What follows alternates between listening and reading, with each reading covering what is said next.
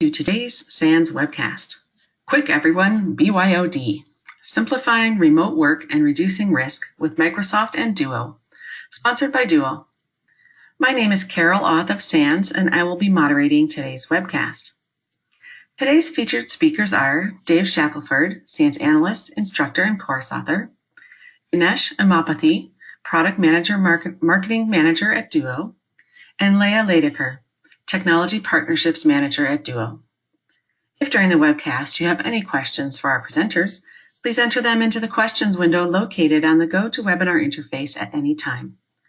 Please note that this webcast is being recorded, and a copy of the slides and recording of this webcast will be available for viewing later today and can be found on the SANS registration page. And with that, I'd like to turn the webcast over to Dave. Awesome. Thanks, Carol, and thanks everybody for joining us today. Excited as always to be here, joined with the crew from Duo. And, we're going to be talking about sort of what's going on out there in the landscape of things, right? I mean, I think we've seen so many fascinating shifts in the technology landscape and sort of functionally how people are getting work done in the past couple of months. It's really a rare day when it's like the flip of a switch.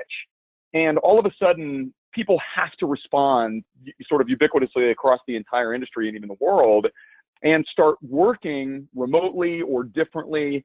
And there's just an enormous number of security ramifications that go along with that. So this has been a really interesting, and I won't say sort of, altogether great time period for a lot of reasons, but, the show must go on. And there's been some really interesting things that I think we can take away from seeing this sort of progressive model of remote work and the use of cloud services and different technologies sort of collectively and collaboratively leading to some, not only new attack surface. I mean, that's a factor. We definitely have to address that, and that's certainly something interesting that we'll take into account here. But I think also looking at some of the newer technologies and really what we need to do to lock them down. And that's a trend that's been going on for quite some time now. And again, I'm excited to be joined by both Ganesh and Leah, and they're going to be talking about some different things that is sort of happening over at Duo to facilitate locking down this connectivity and really gaining some control back around the types of work that people are doing, really irrespective of where they're doing it from or what types of systems they're using to get there in the first place. So let's go ahead and jump into this. And there's all sorts of interesting data that sort of come about. And so interestingly enough, as I was just telling the folks on the call here right before we got started, some of you guys might have seen that the Verizon team just released like hours ago, their 2020 DBIR. So I'm going to make a couple quick comments on that as we go along as well. But I think if I had to paint the big picture, we've seen a couple things. Number one, some of the trends are the same. So I think it's not like we flipped everything on its head. We know that there's a lot of breaches featuring hacking. We know there's a lot of social engineering going on. There's a lot of really just varied types of malware out there. Of course, ransomware getting a lot of the attention in the media right now for good reason. I mean, I actually always sort of jokingly refer to ransomware as the equivalent of getting mugged in an alley for cybersecurity. And it feels that way, but man, is it effective, right? So we know that it's having a dramatic impact. And actually, a great example of this that came about just the other day is, I can't remember the name of the firm, but it's a law firm that represents a lot of very, very famous people, rock stars, sports stars, and so forth. And so they've got all this, really sort of personal, like legal material and things about very famous people. They got hit by a crushing ransomware attack. And these guys are demanding like $40-something million, or they're claiming that they're going to release all this, potentially damning material and information about a bunch of famous people. So you're seeing, all these really unique twists happen out there in the world of, social engineering, things like ransomware attacks. I mean, the list gets longer and longer, but if you look at last year's, sort of statistics here, we've seen that, again, over half, 52% of the breaches featured hacking. This year around, that number went down a little bit, actually. It's sort of interesting. So this year in the 2020 report, only 45% of the breaches actually featured hacking versus the, just over 50% coming from last year. And about 33% last year, again, included social engineering attacks or social attacks. Well, again, that number seems to have gone down this year, at least collected in the data from Verizon. So that was 22% coming about this year. And so I thought that was sort of interesting. We saw a little bit of a decline between the years 2019 and 2020 in terms of the data that's collected. But here's the thing I think you have to take into account. This data, I don't want to say the data is old, because that, of course, is a negative implication here. But it's a year behind, right? So the 2020 release is based on the data from a year prior. So if you sort of shift backwards into the time frames in which these things were in fact occurring, it's a little bit of a different story, because what I know I'm seeing, and I'm sure that the folks over at Duo are going to talk about as well, is that because of the events that have occurred in the first quarter of 2020, with everybody shifting and sort of moving into this remote facilitation model and coming from lots of different disparate devices that they might not have been sanctioned to use even just a month or 2 months ago, and that's all they've got, and that's the only way they can sort of get in. Well, guess what? Now we've got a lot more emphasis on the end user, like a astonishing amount. And so, candidly, what I'm really looking forward to is the 2021 DBIR, just to see what's sort of coming about. And see how that was impacted by the pandemic and the things that are going on. But nonetheless, I think still in the same vein, right? We're still talking about some of the same types of statistics. And actually, you look at things like errors that were causal events in the breaches. That number is not too different in the 2020 DBIR either. So you're seeing some of those same type of trends. And of course, right at the top of the list consistently across the board is the use of credentials and phishing. And that's pretty much the same in 2020 as well. I mean, really, there's not a whole heck of a lot of difference in terms of what those, sort of kind of like key mechanisms were. I mean, it is still predominantly external actors. A lot of times it is still organized criminal groups or organizations that are wholly or completely dedicated to some of this stuff. Again, they're still using phishing, they're still using some sort of malware. So that's happening, right? I think that's one of the things collectively over the past several years we've seen consistently, right? It's been the use of phishing and stolen credentials. And so again, those are still the top two in the 2020 actual report, right? Phishing is right at the top, use of stolen credentials right behind it. And I candidly, I expect that to continue. I think you're going to see that trend maybe even increasing even more, right? And then we see things like backdoors and command and control, and the use of those backdoors and command and control to further perpetrate some of the attackers' actions that they're, sort of looking to make good on. And of course, we know what that is, right? They're looking to gain access to data and other systems and things within the environment. And so there it is, right? The use of those backdoors and the use of those stolen credentials is manifesting as part of that, number one, initial ingress mechanism. We've seen that, again, across the board for years now. We know the end user's a target. We know the way to get there. And we know that, there's some consistency in the way that people do their day-to-day work that these guys are taking advantage of. And that is not an easy thing to change. Speaking as someone who's been a professional pen tester for easily 3/4 of my career and have, organized pretty significant phishing campaigns, spear phishing campaigns targeting, very, very sensitive users. I mean, one of the things I've always joked about, and again, none of these things are joke worthy, but if I'm, hanging out and talking, we can, call it joking if we want to.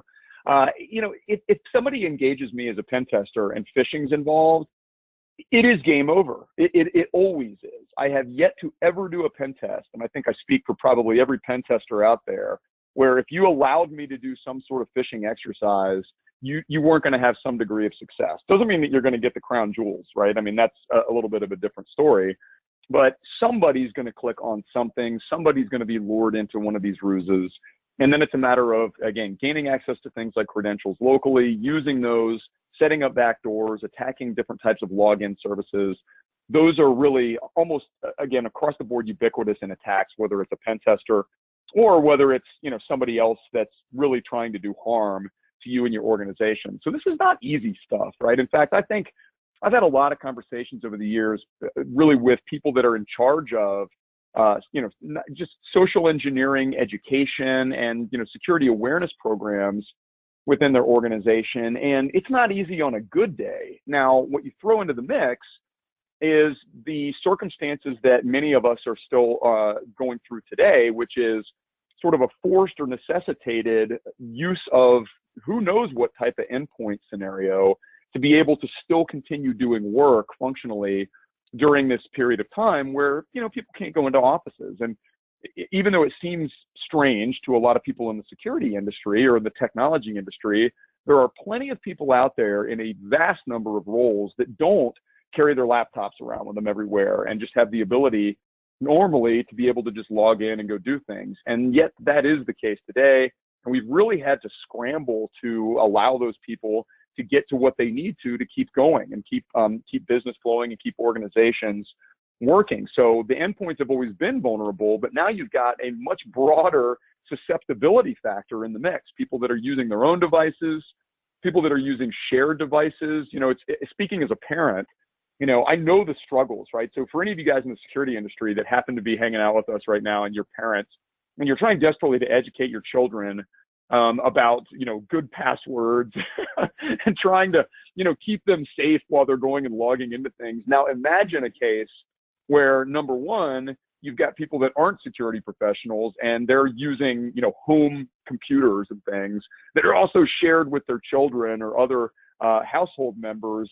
To a security person, this is sort of like a, slow motion, sort of nightmare that unfolds in front of you. It's just not an ideal situation. And so maybe the end of the day, what we're looking at is anything we can really do to better improve the security posture of those types of users and, those circumstances that they're in so that we don't have this, sort of widespread problem. And, one of the things I've really found is that, even for organizations that have really good enterprise level of technology, right? They've got enterprise types of meeting and collaboration software in place. What you're seeing is that there are other technologies also starting to be used pretty heavily just on the consumer side. So, hey, I want to be able to, have a quick, chat with grandma who I can't go see in person right now. Or, my kids are off, in college somewhere or something, and they didn't get sent home. They're in an apartment off campus or something. And I really want to keep in touch with them, see their faces. And, you don't want, and you're not using a corporate technology necessarily for that. So lo and behold, you've got this significant increase in, sort of the consumer-oriented side of collaboration software and things like Zoom. Well, hey, guess what? The attackers are all over that stuff, and they're immediately trying to take advantage of that by sending out and posting things like fake Zoom installers to distribute malware. So here you are again, you've got somebody that's potentially using their own systems that they have full control over, and you've necessarily given them some sort of access through your corporate technology portals and systems and so forth. But at the same time, they're also installing things like Zoom, but guess what? It's not Zoom, it's something else. And so now you have a bigger problem on your hands because of these types of things that are just happening sort of all over the board. And again, there's so many examples of this type of stuff happening. And I will say, speaking as somebody who, number one, is, sort of focused on things like pen testing, but maybe number two, more importantly, is really, really heavily involved in the cloud industry, in the cloud space and cloud service technologies.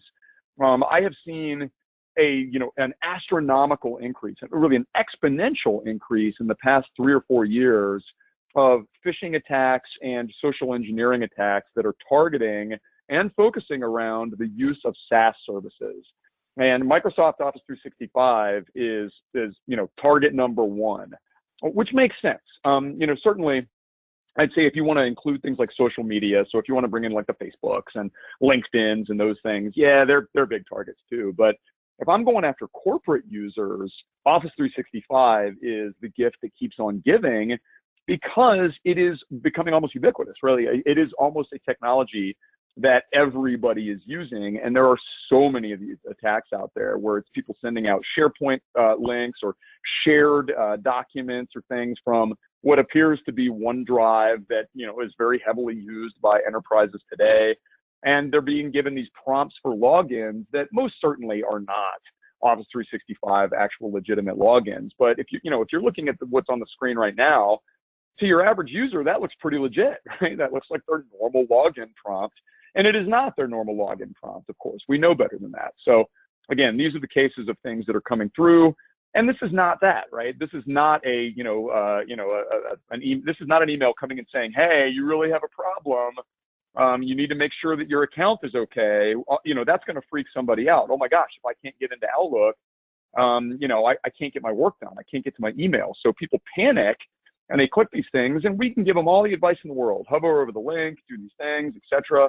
But at the end of the day, people are still people, and we still need some sort of technological back end that ideally can help keep them secure, even if, they're getting these types of phishing attacks sent their way all over the place. So of course, we know once attackers get there, they're trying to get credentials, they're trying to get passwords, they're going through people's file systems looking for cached credentials or other sensitive data. They're trying to, review local firewalls and access controls. And of course, if they're doing this while users are then, going and logging into corporate or enterprise assets, they're trying to piggyback on top of these things, looking for service accounts and scripts and so forth. And again, this is still, the same old in some ways, right? So even, if it's not coming directly through phishing, although it is most of the time, it's other sort of, attacks that are even coming through as email attachments, which just blows my mind that that's still happening today, but it is. And you're also seeing, direct install scenarios coming through where these, fake Zoom installers or other things are coming about as well. So what's happening out there in the world of, endpoint risks and protections? Well, SANS has done some interesting research here, and I think it echoes some of these trends and things in the industry, right? You're seeing that certainly we've got concerns about mobile devices. We saw that a lot of organizations didn't feel like they had good access to things like BYOD assets or things that were off of their corporate networks. And we definitely saw that a fairly significant amount, in this case 28% of folks coming back and answering this survey from our last year Next Gen Endpoint Risk, they had gotten onto endpoints and accessed these. And so, again, we see these same trends coming about consistently, and it feels like sort of the, hamster wheel of pain. Here we are in 2020, and we've got a great report that came out not too long ago, our top new attacks and threat report. If you look at the quote here, I tried to sort of highlight the things I think most relevant. I mean, we're seeing new technology creating these sort of quote unquote cracks in governance and process orientation, specifically around security. And so the use of cloud, the use of much more mobile device type of access, and certainly even BYOD, and smartphones or mobile devices are really falling squarely in this camp, right? That is one of the things that is definitely poking sort of a wedge into many of the security types of processes, practices, and controls that we've relied on for so long. So, bottom line, it's time for some new technology, right? We really need some sort of, upping of the game in terms of technology that helps remote users and organizations access lots of these different types of services that we all know are pretty much going to become standard things for the foreseeable future. So with that, I'm going to hand things off to Leah. Take it away. Thanks so much, Dave. We're really happy to be here today, Ganesh and I, to talk to everyone about Duo and taking a zero trust approach to security. We're going to start, with a little bit about, what is a zero trust approach to security, and how Duo enables zero trust for the workforce. And then we're going to get into how to protect your Microsoft applications with Duo. So Dave, as you were talking about, there's been a big change in the IT landscape. First, in the last number of years, and certainly in the last number of months, we have more and more remote users and contractors, third-party vendors, and some of these folks have corporate managed devices. Some of them have personal devices. Some of them have a combination of both. We also have devices that are IoT as well. And all of these different users and people and all of these different devices need to be able to access the applications that they need to do their jobs from wherever they are currently sheltering. So whether they're of the few that are allowed to be in the office, or whether they're at home, or whether they've made other arrangements, they are continuing to do their jobs. And those applications, they live in the cloud, or sometimes they live in multiple clouds, or sometimes They might live in a combination in a hybrid environment of on-prem and in the cloud. And with that, we have a new set of attackers. And these attackers, they're targeting our identities, our devices, and our applications. And what we're finding is that, once an organization is attacked, it can take up to 300 days for an organization to realize that they've been breached. So there's a lot of things that can go on in that time. So what do we actually do about that? Well, traditionally, we used to say, like, if you're on the network, you're golden. Well, now there really is no the network, if you will.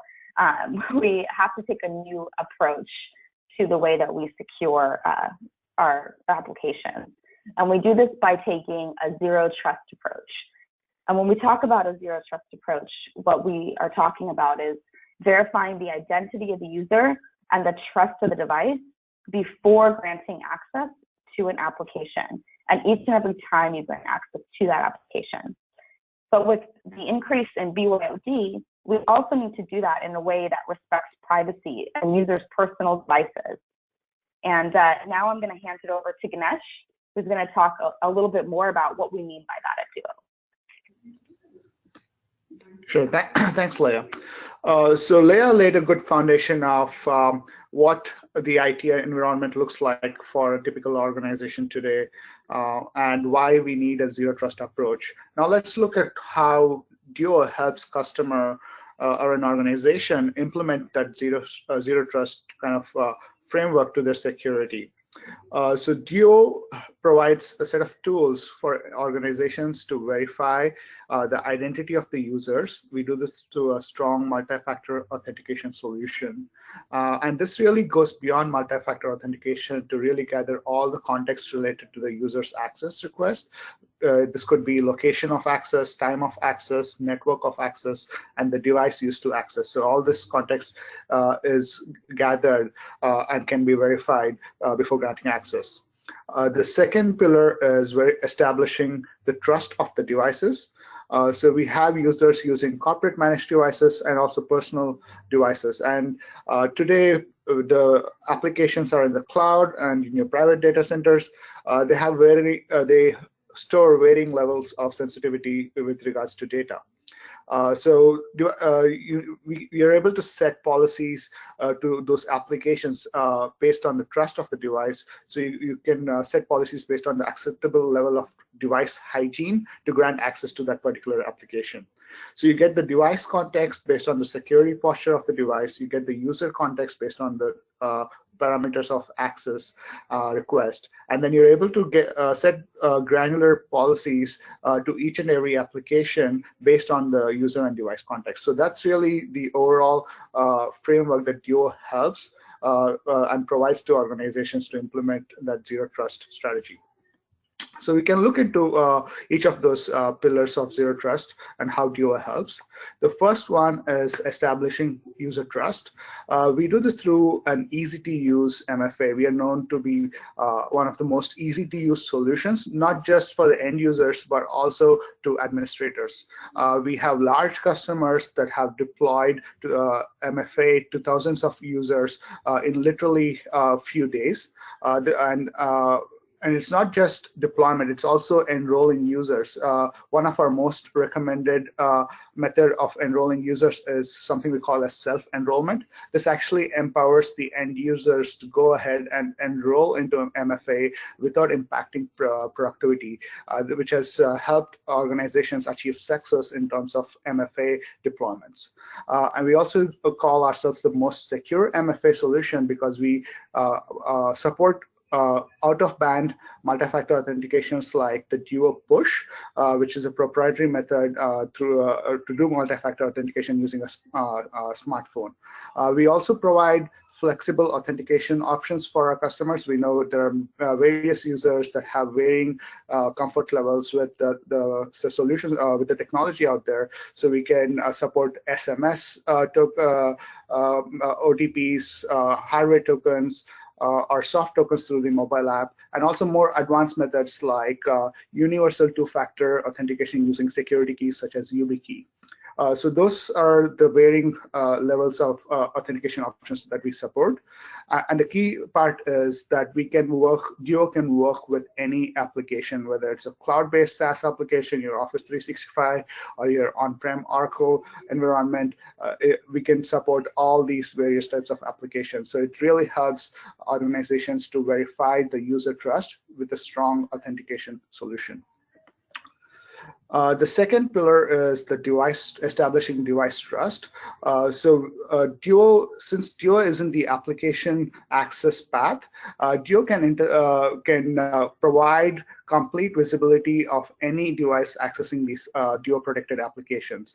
So it really helps an organization to maintain an inventory of all the devices that's accessing these applications. We've had customers that vastly underestimated the number of BYOD or unmanaged devices on the network accessing their applications. In one case, it was 6 times more than the devices that the IT organization had estimated. So this is the power of Duo, where you can, since it's in the application access path, we can provide visibility into every single access request and every single user and the device that's accessing these applications.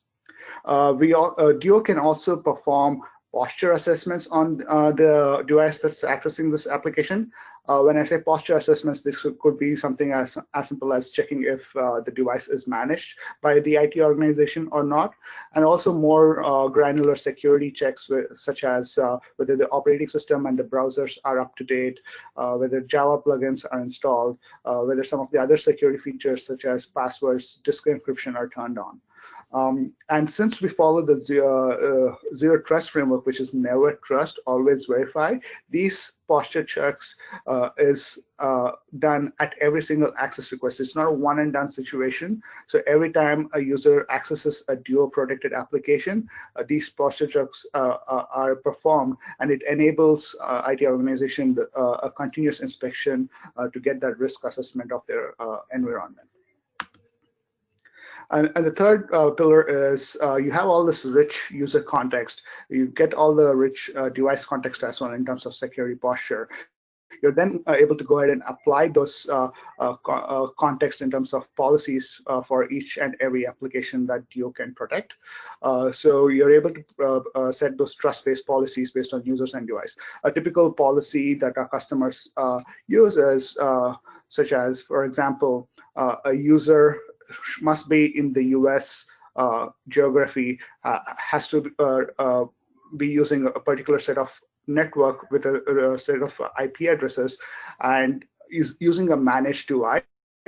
Only if it's if all these criteria are satisfied, only then he gets access into that PCI environment or a HIPAA environment. So that's the level of granularity that Duo can provide, and it helps IT organization really customize those security policies and really match to those compliance frameworks that the organization might need to adhere to.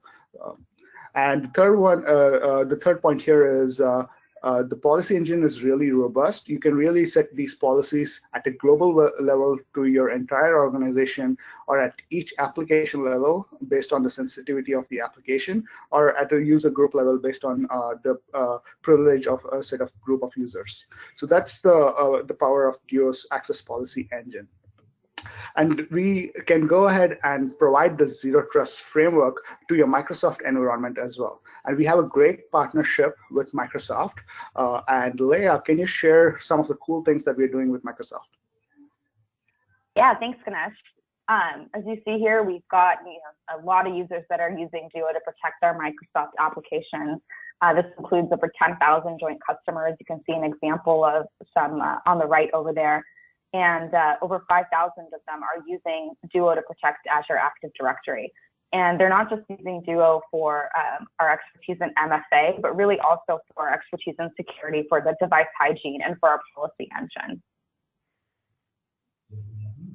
And so wherever you are in your journey to the cloud, we are here to help. We've got Microsoft customers who need to get to the cloud quickly, safely, and easily. And whether their directory is in AD or Azure Active Directory, or whether they're using federation services like ADFS or Azure, Duo can protect the applications with the same user experience and ease of use. And the same thing goes for the migration from Outlook to Office 365. So wherever you are on your journey, whether you're still on-prem or in the cloud or in a combination of both, we can protect all of the applications. And how do we do that? We do that by natively integrating with Azure Active Directory's conditional access policies, by securing remote desktops, RDP. What we see now that everybody is working from home, our RDP ops have gone up by 1 million authentications a day. We also have the ability to protect offline access into Windows machines using OTP and U2F tokens. And Ganesh is going to tell us in a little bit more detail about how we actually secure managed devices in BYOD. Thanks, Leah. So we have a couple of cool integrations with Microsoft. We recently announced the general availability of our integration with Intune. So the basic use case here is organizations want to be able to set policies to allow access only to managed devices into certain applications. There's many different ways you can do this, but in today's world where everybody's forced to work remotely and the VPN load being tested for various organizations, many IT administrators are actually asking users to select a VPN option only if they're using it to log into network devices and actually access all the SaaS applications directly over the internet to manage the bandwidth. There's no easy way to check whether the device is managed or not when the user is accessing these applications. So Duo, since it's in the application authentication workflow, can intercept that access request. And in addition to providing that strong multi-factor authentication that Leah just mentioned, you can also check if the device is enrolled in your Intune management system. Or also, other option would be if the device is your Windows AD domain joined device. So only if that criteria is satisfied, then the user and the device is granted access to the set of applications that they're allowed to access. This way, it really helps an organization to increase their security posture by restricting BYOD access to certain sensitive applications. A second use case that we see is organizations are embracing BYOD. And again, in today's world, many organizations were caught unprepared or insufficiently prepared for remote work. So they're enabling users and their employees to use their personal devices to access applications, productivity applications. So these devices are typically outside of IT's control, and there's no easy way to check if the device is secure enough, is acceptable, has acceptable level of device hygiene to grant access to applications. So in those cases, Duo can help. We have a couple of different options. We have an agentless option where the Duo assesses the device hygiene through browsers. And we have, for more granular checks, we have something called as device health application, which is a lightweight client, which is initiated only at the time of access and only performs certain posture checks. And these posture checks are whether the Windows OS has been updated. And this is going down to the patch level. And this is extremely important because, as you might be aware, Microsoft Windows have something called as Patch Tuesday, which is second Tuesday of every month. They release patches for their currently supported Windows versions. And the last one that was released was last Tuesday, actually, which fixed about 100 odd security vulnerabilities. So it's important for organizations to make sure that the Windows devices that are accessing their environment have these latest security patches installed. Otherwise, it's vulnerability that hackers are probably definitely looking to exploit to either to exfiltrate data or conduct some kind of malware campaign. So Duo goes ahead and provides administrators an easy enforcement tool, even on unmanaged devices. This could be BYOD, your devices that the vendors and the contractors use that are not in your device management system. So all those are some typical use cases that we see Duo customers using this device health.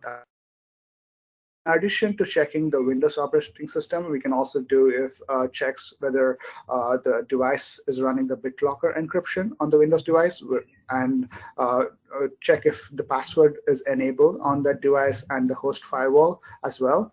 We can also check if the Windows Defender agent is running. For the AV agent, we have a few other options that we support, but in context of Microsoft and Windows, we can check if the Windows Defender agent is running or not. And only then, once all these criteria are satisfied, we can then go ahead and provide that BYOD or unmanaged devices access into your applications. This is a pretty cool tool that we launched recently.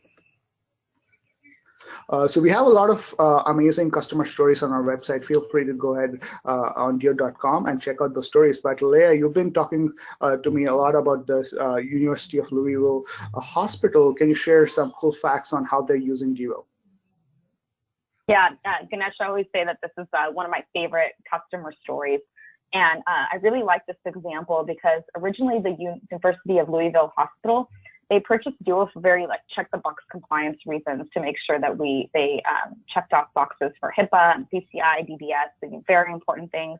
But once they actually deployed Duo and started using our MFA and single sign-ons, they realized that when they had enough policy in place, they didn't really need an MDM anymore. So they were able to use us instead of an MDM. So some customers tend to use Duo in that way. So we can work with or instead of an MDM. They also were able to reduce their total cost of ownership by more than 50% and really secure all the physicians that were working and all their workers that were working both at the hospital and remotely. Now this is even more important with everything going on. One of the interesting bits of feedback that we heard is that physicians really like to push the approve on the Apple Watch. So the Apple Watch is one of our authentication methods. You can push to approve right on the Apple Watch. And it's a great way for physicians who use shared machines, especially with the amount of protocol now in place to ensure that folks aren't sharing devices. They can do that right on their Apple Watch and successfully authenticate to the applications or to the prescriptions that they need to prescribe. So really, kind of in summary of what Dave and Ganesh and I were talking about today, when we talk about protecting Microsoft applications with Duo, we talk about verifying the identity of the user and the trust of the device before granting access to application each and every time you grant access to applications. And we do that with our access policies. So whether we're securing Microsoft applications or non-Microsoft applications, whether their applications are on-prem or in the cloud, whether they're required to have offline access, we're able to save administrators time and resources. We also have speed to security. We have native integrations with Office 365, with Azure Active Directory, with Intune. And we have a lot of self-service workflows that can be utilized.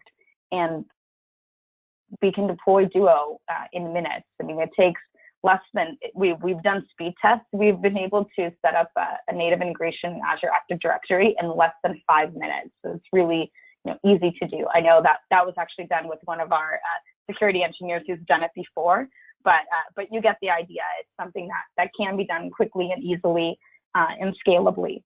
And we also have the ability to balance security with user experience, so reducing friction, increasing productivity, and being able to really customize policies in the way that makes sense for your organization, which ultimately reduces help desk tickets. Users are able to add and change the device directly through Duo's authentication prompt without ever having to contact their help desk.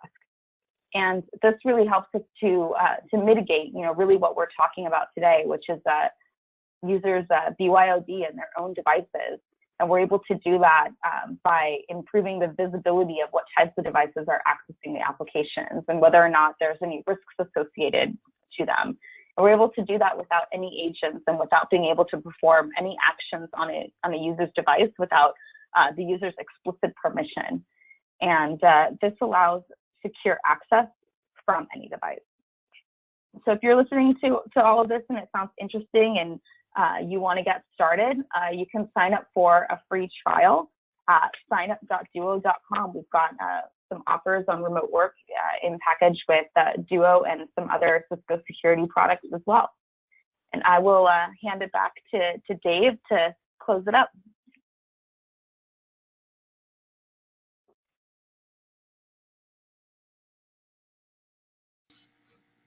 Well, thank you, all three of you, for that great presentation.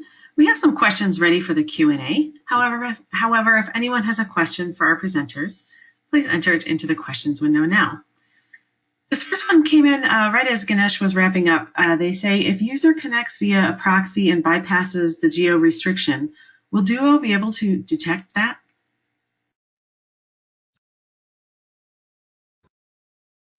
Sure. So at this point of time, yeah, those proxy-related access requests is something that we are looking into. But I can follow up with the specific person and provide a more comprehensive answer on. There are certain ways that Duo can address that. So I can definitely follow up and take that offline and provide more context on how Duo can help with that. All right, thank you. For the Windows device health check process, does it require a separate licensing or is it included with the package? Sure. So Duo has a very open and transparent pricing. So if you go to the website, pricing.duo.com, that's the web page there. We have 3 simple subscription plans, starting with something called as a Duo MFA edition, which is a basic MFA edition, where you get basic MFA capability, and you also get the device visibility there. The second level is something we call as the Duo Access edition. That's where you get the more device trust-based device trust-based policies and the features that I talked about today. So you would be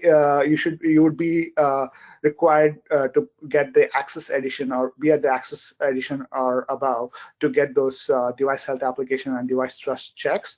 And all the licensing is per user. So if the user is using multiple devices and has access to multiple applications, that's fine. The licensing is per user. So it's up to the. That's one of the reasons customer chooses, because it's a low total cost of ownership and high ROI. Because we only charge per users, and we don't really restrict the customers on the usage of the number of devices and the number of applications. All right, thank you. How does Duo work with Azure B2B, where I am granting third parties to access specific applications on our network? Sure. So we can create, with Azure Active Directory and third parties, you can create access policies that can say, which third-party contractors are allowed to access the applications and under which conditions. So all of that can be set in the policy engine specifically. So just have to upload the user group, either using Azure Active Directory or authentication proxy. And then once you have the users into Duo, and you can set the policies in according to what makes sense for your organization. All right, well, that's all the questions I'm seeing. Does anyone have any closing thoughts that they'd like to share? Sure. So it's been a weird last few months, especially if you're working in technology. To be able to work remotely, it's a blessing. At the same time, we also need to consider the security implications, and we are seeing on the Duo side, we are seeing an increase on customers signing up for Duo and using Duo with certain overages to cover their expanded capacity of remote work. So we are very mindful of that, and security should, at this point, should not be should not be taking a back seat, because we are also seeing hackers exploiting the situation. So so I encourage you all to, if you're interested in what you heard today, so really sign up for the free trial that Leah mentioned, and see how Joe can help your organization in improving the security. Dave, do you have any closing thoughts? Oh, and I'm sorry to interrupt. Yeah, I see another question that has come in. Are there any other stats in the latest Verizon breach report that contribute to these challenges? Yeah, wow, that's a good question. And actually, it sort of goes right along with the kinds of stuff that I was going to talk about a little bit. I mean, I think it's important when you look at any of these sort of industry statistics or reports. I mean, they're data sets, right? They're culled from particular groups of data that are collected over the course of a period of time, and so take them with a grain of salt always. But what I will say is that the Verizon team's done a pretty good job of being, really objective and transparent about how they put together their research. And I think you can look at their just overall result set as a bit of a microcosm of the industry at large. That tends to be the case. Again, it's relatively neutral. There's no agenda there. And in addition to some of the things that we saw earlier, I mean, the first thing that I think is really important to note is that there's a reason that some of these trends are basically continuing the way they have, right? So, I mean, we talked about phishing being, this sort of predominant type of attack scenario. We talked about the use of stolen credentials being this, sort of predominant, sort of mechanism for attack. That's been consistent for years, and the reason it keeps happening is because it continues to be successful. So, the attackers, and speaking again as a pen tester, I'll echo this. They're not trying to prove how sophisticated they are, right? Even though the sort of running joke in the industry is that anytime anybody gets breached, or there is a breach, nobody ever comes out publicly and says, yeah, we were breached by an unsophisticated, really simple attacker. No. It's always an advanced actor or what have you. But realistically, a lot of these tactics and techniques that are being exploited aren't that advanced. They're not that significant. Because there's low-hanging fruit all over the place, which Leah and Ganesh actually went and talked about. Like, look, all these factors are contributing here. People using their own devices, people that are, going and accessing services in completely unsafe ways, and there's just got to be some changes that happen there. But I will mention that, in looking at some of the malware elements of the things that came about this year, in the most recent Verizon report, right? I think the phishing stats speak for themselves. I think the use of stolen creds sort of stand for themselves. But what I thought was sort of interesting were some of the changes around just malware vectors and varieties. You see all the sort of same stuff, right? You see exploitation of vulnerabilities. You see, Trojans and downloaders coming through the web and all these things. I mean, that's been consistent. But right at the top of the list were two different types of malware that I think sort of skyrocketed over the course of the past year. And one of those was a password dumping type of malware, right? So, I mean, basically malware is being built just to get a hold of these credentials due to their just, sort of, multifaceted use case scenarios that can be derived thereafter by the attackers. And the second one at the top of the list of malware that was seen in breaches was something that captured application data. And so I think that is very, very telling. I think it's really interesting to go back and look at, the ways that people are authenticating and sort of speaking to the zero trust model that was outlined by the crew at Duo. Without that, there's too much trust, really, is I think what we've come about and sort of seen collectively in the industry. There's been way too much trust. There's been very limited sort of limitation around what the posture of an endpoint is and whether it's considered acceptable for connectivity in the first place. And there's so many ways that attackers are getting in and basically luring people to, go to portals that aren't real and all these other things.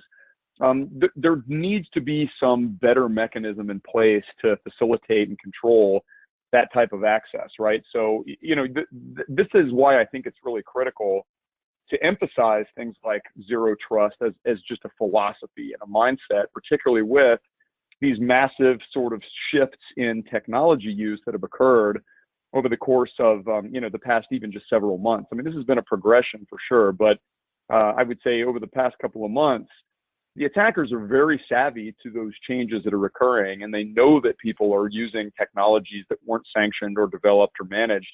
And in fact, I had a client discussion not that long ago with a big healthcare organization that was really sort of struggling with this exact problem.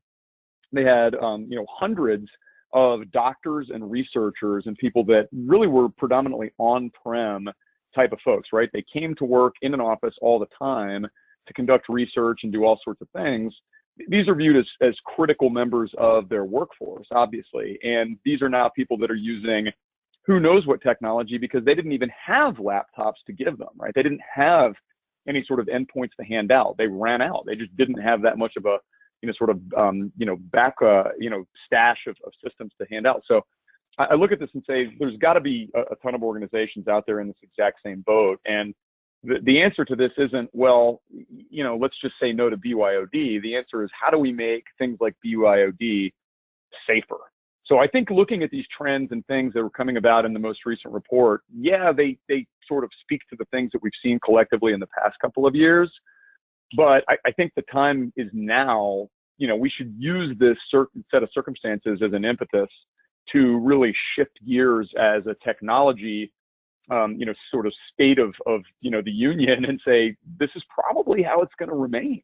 I don't really see us putting the genie back in the bottle on this thing. So great report, by the way, and I highly encourage everybody to go check it out. It's got a lot of really good info.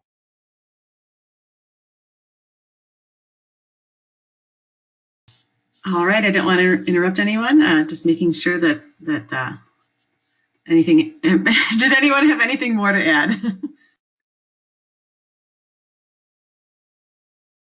No, that's it from me. Thanks everyone for taking the time this morning and tuning into this session. And thanks everyone to the organizations and panelists as well. All right. Well, thank you so much. Yeah, thank you. Oh, sorry, Leah. Thank you all three of you so much for your great presentation, and to Duo for sponsoring this webcast, which helps bring this content to the SANS community. To our audience, we greatly appreciate you listening in. For a schedule of all upcoming and archived SANS webcasts, including this one, please visit sans.org/webcasts. Until next time, take care, and we hope to have you back again for the next SANS webcast.